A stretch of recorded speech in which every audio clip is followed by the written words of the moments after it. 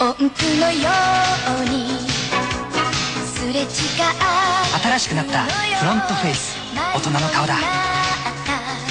新シャレード誕生。9日10日はダイハツへ。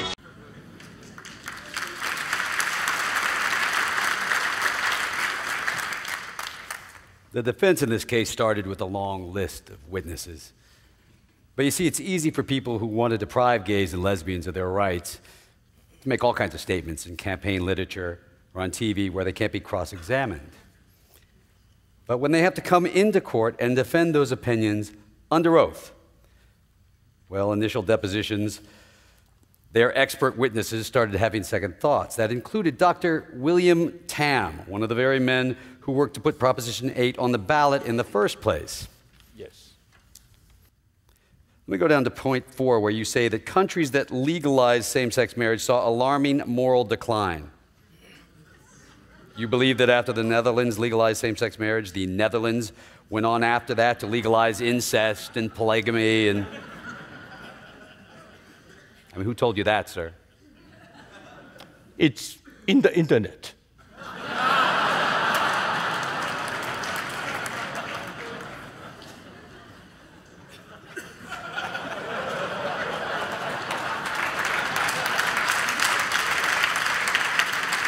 In the internet.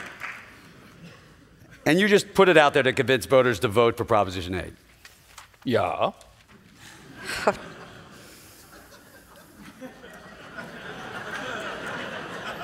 After his deposition, Dr. Cham chose to avoid the subpoenas compelling him to appear in court under oath. In effect, Dr. Tam went on the lam, refusing to testify.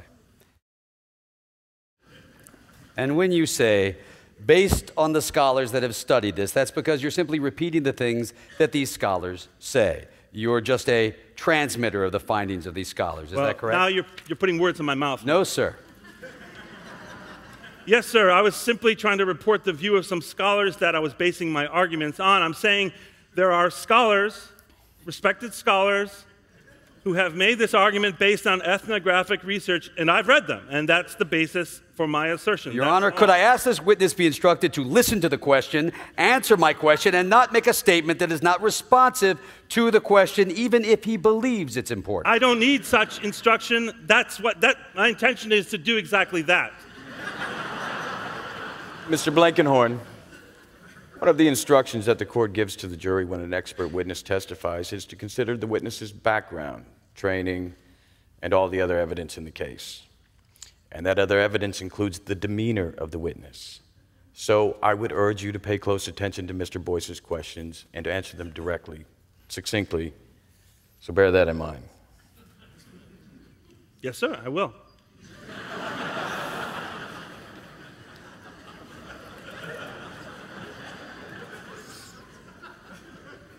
I'm really just addressing whether I was putting words in your mouth. If you look at page 300, lines 7 through 12, you said that you were basing your analysis on the work of highly regarded scholars, and then you say... Okay, I gotcha moment. I used the word, I'm a transmitter of findings of eminent scholars. Gotcha. No, that's not a gotcha. I'm just trying to... Okay. I said transmitter 7 months ago in a deposition. And what you meant there was that you weren't making these conclusions on your own. You were simply repeating what these scholars had to say. Is that correct? If I may say so in my own words? Let me look at your own words. Let's look at your own words. Page 300. I am simply repeating things that they say. I can assure you these are not my own conclusions. I'm a transmitter here of findings. Of findings of these eminent scholars. Did you give that testimony at your deposition? That's what I said at the deposition.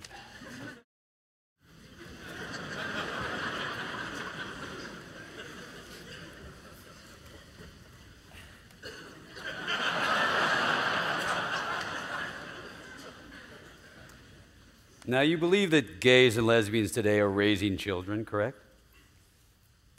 Of course, yes. And in fact, hundreds of thousands of children are being raised by gay and lesbian couples. Is that correct? I don't know how many. Did you ever try to find out? I did. And were you you able to make an approximation? I was. Yes, sir, I was. And what was that approximation? I can't recall. Can you recall approximately? No, sir. Okay. The studies show that all things being equal, two adoptive parents raising a child from birth will do as well as two biological parents raising a child from birth, correct? No, sir, that's incorrect. Well, sir, Well, may I say another word on you'll that? have an please? opportunity to redirect. Okay, well, it was a clarifying thing, and it actually supports something you just said.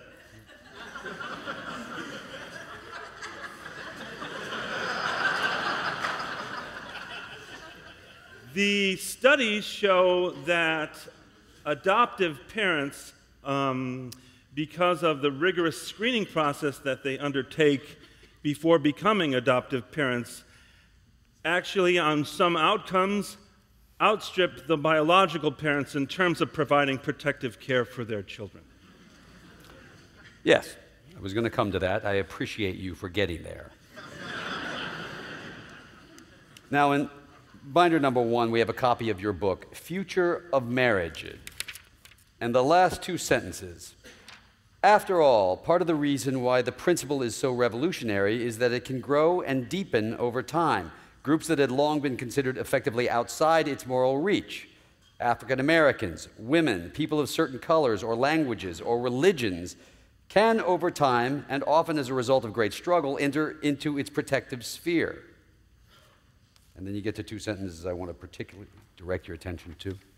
You say, I believe that today the principle of equal human dignity must apply to gay and lesbian persons.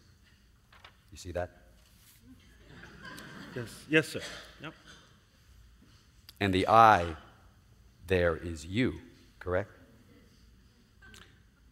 That's correct.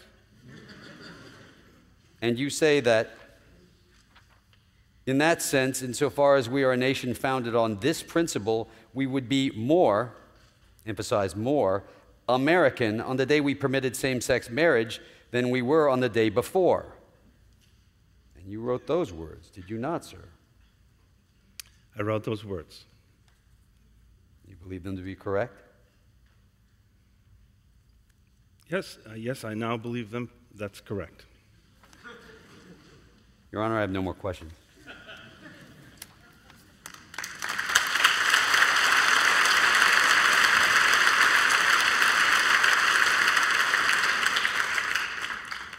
When they come into court and they have to support and defend their opinions under oath and cross-examination, those opinions, they just melt away. There simply wasn't any evidence. There weren't any empirical studies. It's made up. It's junk science. And it's easy to say that on television, but the witness stand is a lonely place to lie. And when you come into court, you can't do that. And that's what we did. We put Fear and Prejudice on trial.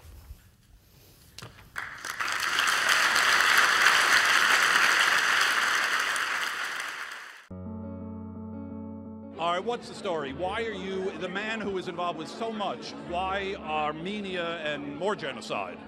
Well, I think it's important. It's the one that hasn't been acknowledged, quite honestly. And it's 100 years, it's 100-year anniversary, and our organization has been, one of the things that's so important to us is trying to prevent it before it happens. That's the whole point of it.